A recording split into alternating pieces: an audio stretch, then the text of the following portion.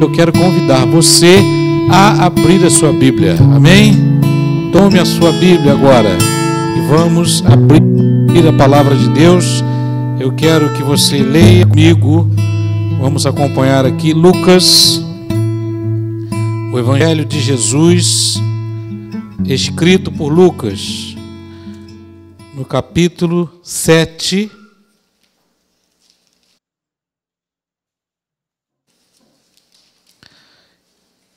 E nós vamos ler a partir do verso 11, e eu vou lhe pedir que depois da leitura você permaneça com a sua Bíblia aberta.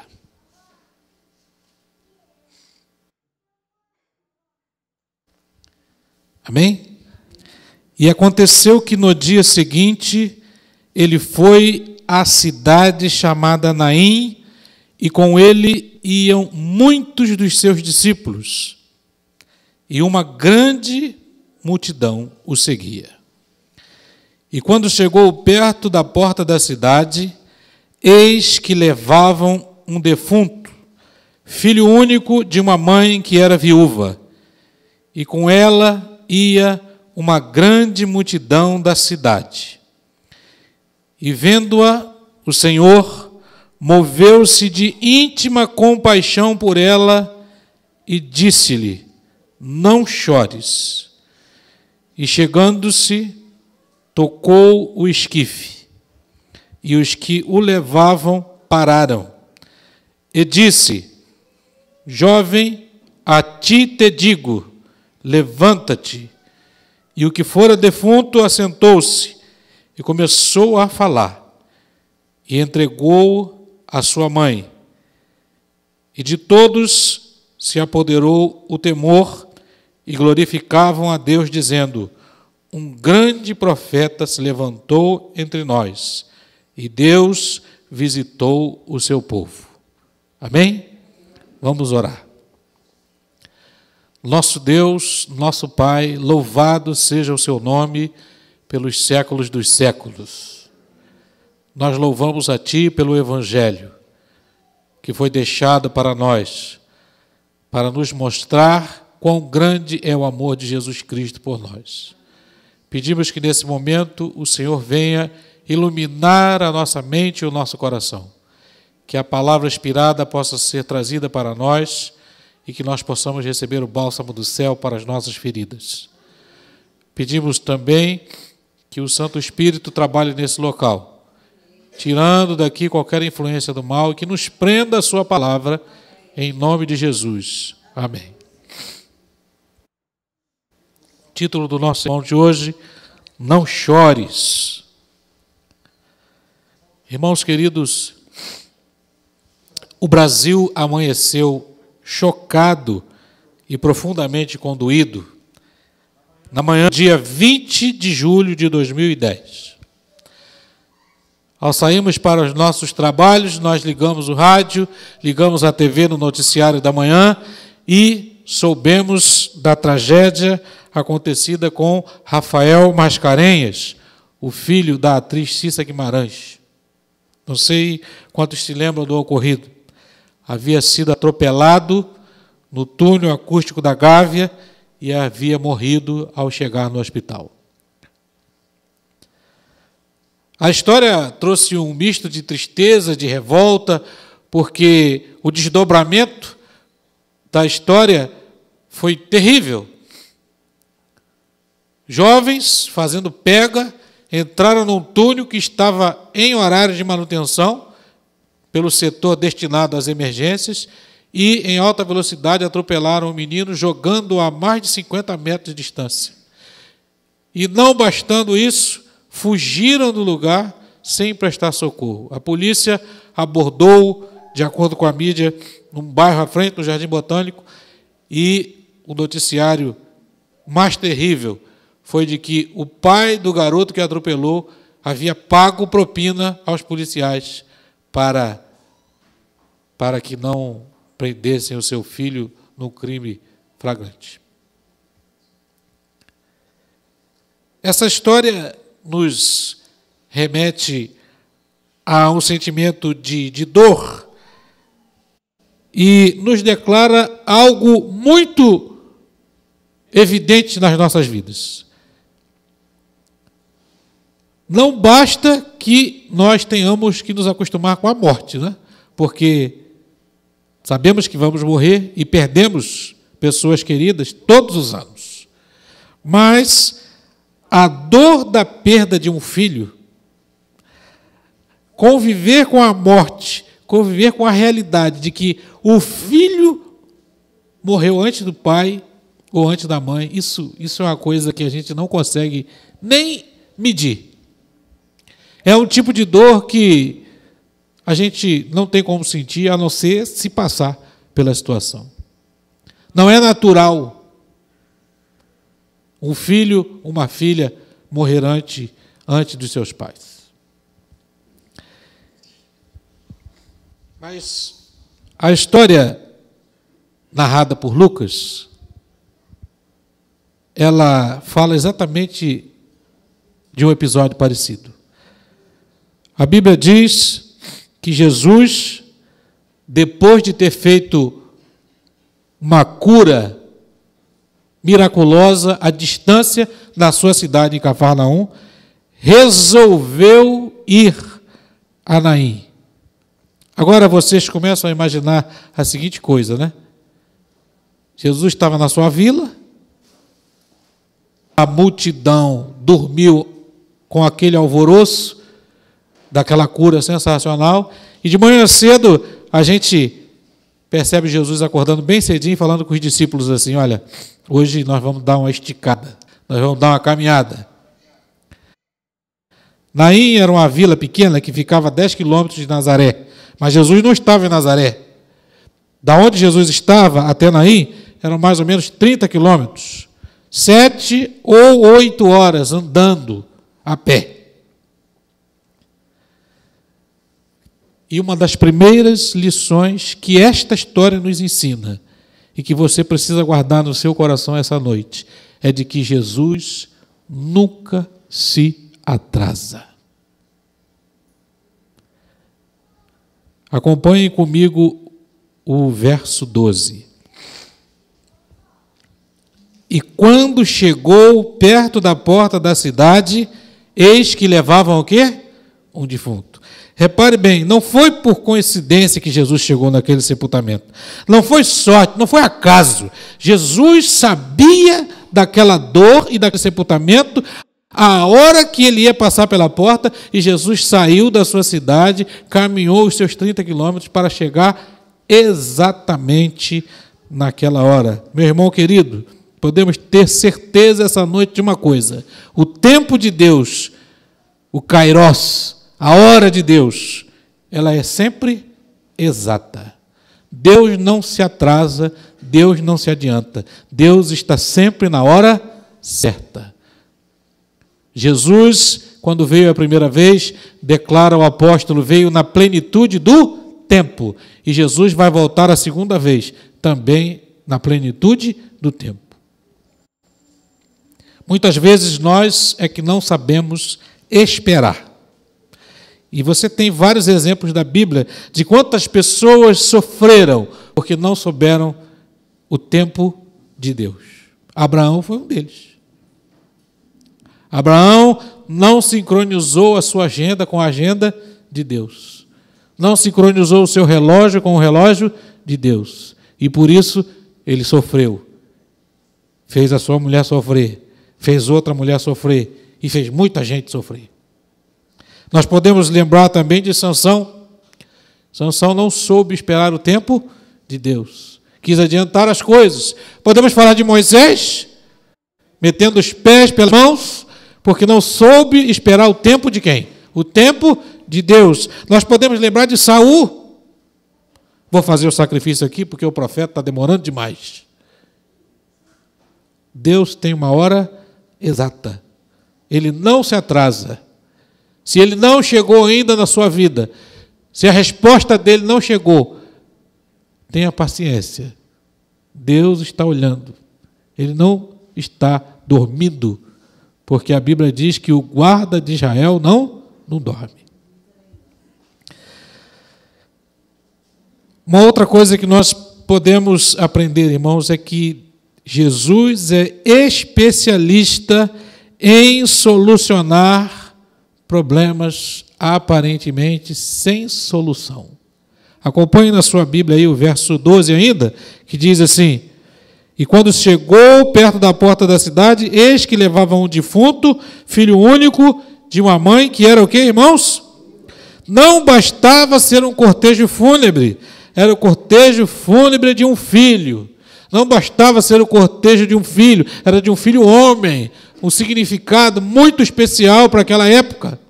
Perder um filho homem era uma coisa que era uma perda muito significativa para uma família. Mas não bastava perder um filho homem, ela perdeu o filho homem único. E não bastava perder o filho homem único, ela ainda era o quê? Uma viúva. Ela não tinha mais ninguém na sua família.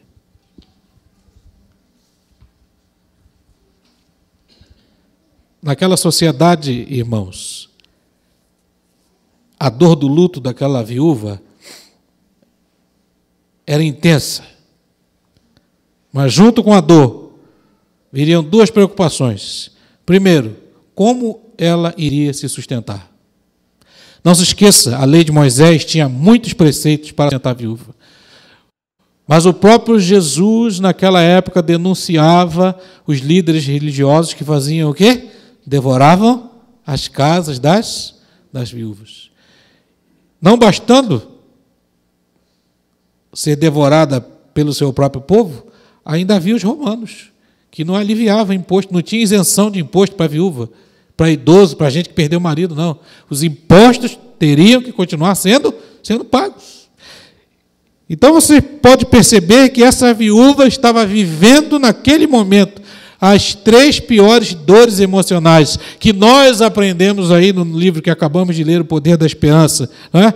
Essa viúva tinha a depressão, que era a dor pelo passado, o passado de ter perdido o seu marido.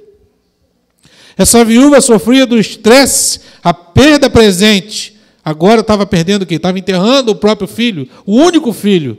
E ela tinha agora ansiedade, porque ela não sabia o que iria acontecer com o seu futuro. E Lucas fez questão de registrar essa história para que nós ficássemos sabendo que o Jesus que você serve, com uma palavra, pode acabar com as 3. Amém? Com uma palavra, ele acaba com os 3 problemas.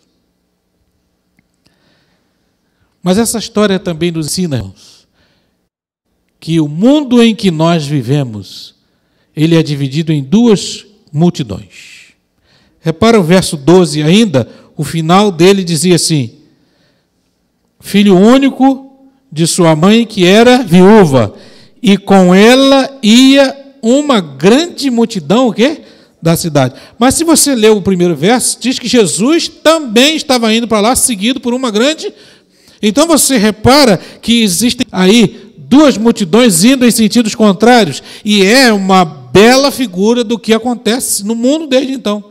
Existem pessoas que estão seguindo Jesus, a vida eterna, a vida em pessoa, o autor de toda a bênção, o Pai da eternidade, o príncipe da paz, o maravilhoso conselheiro.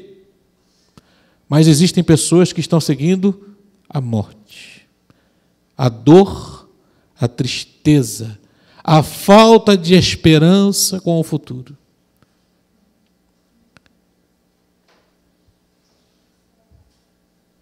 E não podemos lembrar de outro verso, senão Provérbios 14, 12, que diz assim: há caminho que ao homem parece direito, mas o final é o quê, irmãos? É caminho de morte. A multidão da morte, em muitos casos, não se preocupa com o próximo, porque ali, como é até hoje, as pessoas acompanham e muitas vezes não estão nem ligadas emocionalmente com o enlutado. Na época de Cristo existiam os carpideiros e as carpideiras que eram chorões profissionais, né?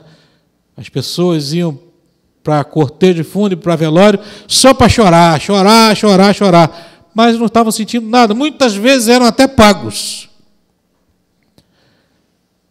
E às vezes a gente vai hoje em velórios e parece que a coisa não mudou muito, porque você vê tanto rasgo de seda em velório, né? Velório é o melhor pai do mundo, é a melhor filha do mundo, é o melhor marido do mundo, é o melhor chefe do mundo, e recebe flores, na coroa escreve mensagem, saudades eternas, você é insubstituível. Muitas vezes a pessoa nunca escutou aquilo quando estava vivo. Mas, a partir do momento que o caixão desce ali, já está todo mundo conversando do Flamengo, do futebol, cada um vai para a sua casa, né? Quem bebe vai para um barzinho, reúne os amigos, vai tomar uma cerveja, e aquele sentimento, você percebe que não é verdadeiro, não estamos compartilhando da dor do outro. Mas quem está na multidão de Jesus pode ter certeza que optou pela vida. Amém? Quem está na multidão que segue Jesus pode ter certeza, porque a lição principal desta história é que nós temos um Deus que se compadece. Leia aí o verso 13, que diz assim: e vendo-a, Jesus, né? Vendo-a o Senhor, moveu-se de que, irmãos? Íntima compaixão por ela, e disse: não chores. O dicionário diz que compaixão é um sentimento piedoso de simpatia para com a tragédia pessoal de outro, acompanhado do desejo de minorar. Ou seja, compaixão é quando você vê o outro sofrendo e você é acompanhado de um desejo de aliviar a dor daquela pessoa. Mas repare, irmãos, que Jesus não teve compaixão. Jesus teve íntima compaixão. É muito diferente. Sabe por quê? Porque eu não posso sentir a dor de uma mãe que perdeu um filho. Eu posso imaginar, mas eu não posso sentir. Mas Jesus pode. Jesus pode sentir a dor, a angústia de qualquer sofrimento humano. Jesus consegue sentir a angústia de uma pessoa que saiu do hospital e acabou de receber um diagnóstico de câncer. Jesus pode sentir essa dor. Jesus pode sentir a angústia de alguém que recebeu uma bala perdida e está condenado a ficar numa cama o resto da vida. A gente não sabe o que é isso, mas Jesus sabe o que é isso. Jesus conhece a angústia de uma mãe que perde um filho, como a Cissa Guimarães, ou muitas outras mães que perdem esses filhos para as drogas, para a AIDS, para o crime. Jesus conhece a nossa dor mais profunda. E o trágico disso tudo é que na época do apóstolo Paulo, quando ele pregava sobre isso, as pessoas falavam assim: então Jesus é um Deus fraco. Porque os filósofos gregos acreditavam na apatheia. O que é a apatheia? Ou apatia, né? Como nós traduzimos para a nossa língua. É um sentimento, não é um sentimento, digamos que seria uma teoria filosófica que diria que os deuses, eles estão além dos sentimentos carnais, humanos, rasos. Deuses não podem ser atingidos pelas emoções humanas. E aí você chega pregando de um Deus que sofre com você. Não, esse Deus eu não quero. Se esse Deus sofre, significa que eu posso atingi-lo. Mas o próprio apóstolo Paulo responde dizendo assim: porque a fraqueza de Deus é mais forte que a força humana. A fraqueza de Deus de chorar a nossa dor é mais forte do que a força humana. E quando nós lemos lá no Apocalipse dizendo: e Ele vos enxugará dos olhos toda, eu creio que a última lágrima vai ser a dele. Porque cada ser humano que morre, até aqueles que morrem e nós celebramos a sua morte, Deus chora, porque é um filho dele que se foi. E quando se vai sem a salvação, eu acho que o choro é maior. Eu queria que vocês lessem comigo o que está escrito em Salmos 56, verso 8. Jesus se importa com a sua dor. Jesus se importa com o seu sofrimento, com o problema que você está passando agora, aquela preocupação que está escondida, aquela angústia, aquele negócio que você não consegue resolver. Nós podemos ler aqui, Salmo 56, verso 8, que diz assim: registra tu o meu lamento, recolhe as minhas lágrimas no teu odre. Acaso não estão anotadas em teu livro? Não rola uma lágrima do seu rosto, meu irmão, minha irmã, que não estejam anotados nos livros do céu. Aquela lágrima escondida que você está chorando sozinho, lá no seu quarto, ninguém está vendo. Aquele sofrimento que você tem passado e ninguém entende. Aquela angústia que você não tem coragem de falar para ninguém, porque você não consegue entender que alguém consiga te entender. Pode ter certeza de que Jesus sabe e Ele está vendo a sua lágrima. Porque nós acreditamos num Deus que é refúgio e fortaleza, socorro bem presente aonde? Socorro bem presente. Nosso Deus quis ser chamado de Emanuel, que quer dizer o que, irmãos? Deus conosco. Deus é presença. Jesus Cristo é presente. Paulo, pregando para os atenienses, ele diz assim: olha, vocês tateando o podem achar, se bem que não está longe de cada um de nós. Você pode estar no escuro, nas trevas dos seus problemas, e você tateando, você encontra Deus, porque Ele é o quê? Presente. Deus não mora lá longe nos astros, como diziam os magos babilônicos, que falaram para Nabucodonosor assim: nós não conseguimos interpretar o seu sonho, isso é coisa dos deuses, e eles não vivem entre nós. Deus não mora no Elísios, Deus não mora no Monte Olimpo, onde os deuses pagãos viviam separados dos homens. Deus é presença. Ele diz: eu estarei convosco todos os dias. Amém? Podemos aprender também, irmãos, que Jesus se fez imundo para que nós pudéssemos nos tornar limpos. Acompanhe aí a leitura do verso 14. Lucas 7,14. E chegando-se, tocou o esquife, e os que levavam pararam e disse: jovem, a ti te digo, levanta-te. E o que fora defunto assentou-se e começou o quê? Agora você imagina essa cena. Vamos imaginar essa cena. Vamos voltar a 2018 anos atrás. Vem uma multidão seguindo Jesus. Vem uma multidão para um cortejo fúnebre. A multidão do cortejo não ia parar, ela ia abrir caminho pela multidão de Jesus. Jesus se destaca da multidão, chega perto do defunto, do esquife, do caixão. O esquife eram umas ripas, né, que eram colocadas ali, uns caniços. O defunto era enrolado, uma maca. O defunto era enrolado ali em lençóis e eles o levavam. Jesus chega e toca no esquife. Mas ele não tocou para fazer um carinho do defunto, não. Ele tocou para parar. Amém?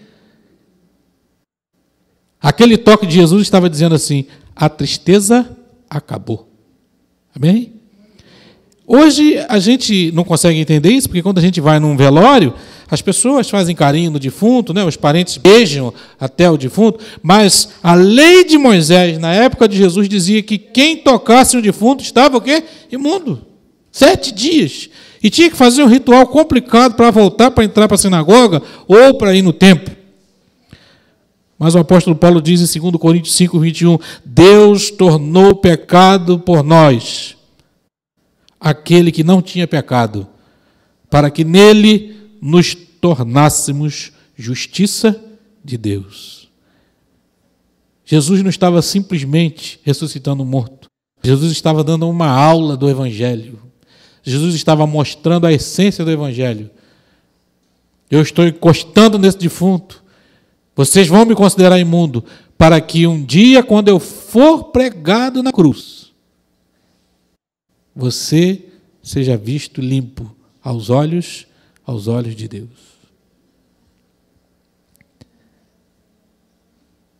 Ele toca no defunto, ele diz: não chores, e dá aquela ordem clássica, né? Jovem, a ti te digo. Jesus é tão poderoso, irmãos, e eu creio que se ele não falasse a ti te digo, muitos jovens mortos naquele lugar iam ressuscitar. Amém? O poder da vida que está em Jesus é tão intenso que Paulo declara em Tessalonicenses: ao soar a voz do arcanjo, o que vai acontecer? Os mortos vão ressuscitar. Jesus mesmo disse em Mateus 5:28, ele diz assim: não vos maravilheis disso, porque vem a hora em que os mortos ouvirão a minha voz.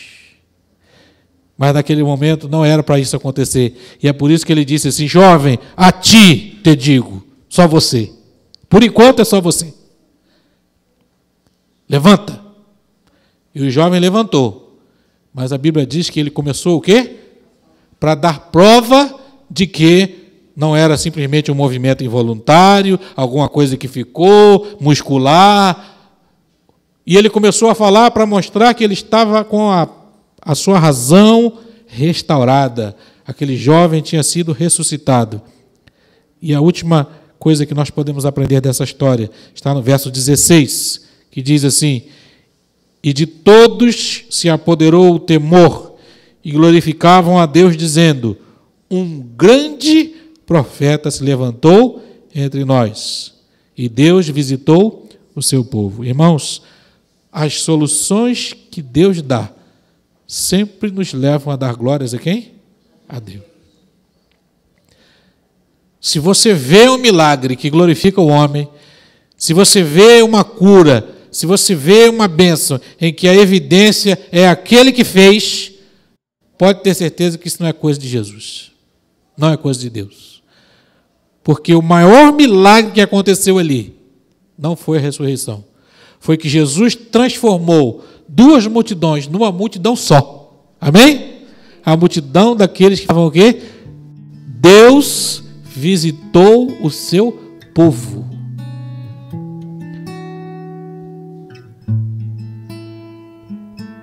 Será que nessa noite você sairia daqui sem acreditar que Jesus está olhando para o seu problema? Será que você sairia dessa noite sem acreditar que Jesus tem olhado a sua lágrima, a sua dor? Um Deus poderoso que pode ressuscitar mortos. Com uma palavra. Não pode resolver seu problema, irmão? Não pode resolver seu problema, minha irmã? Ele pode. Ele sabe. E se você pedir com fé, e se você tem pedido com fé, ele vai chegar na hora certa.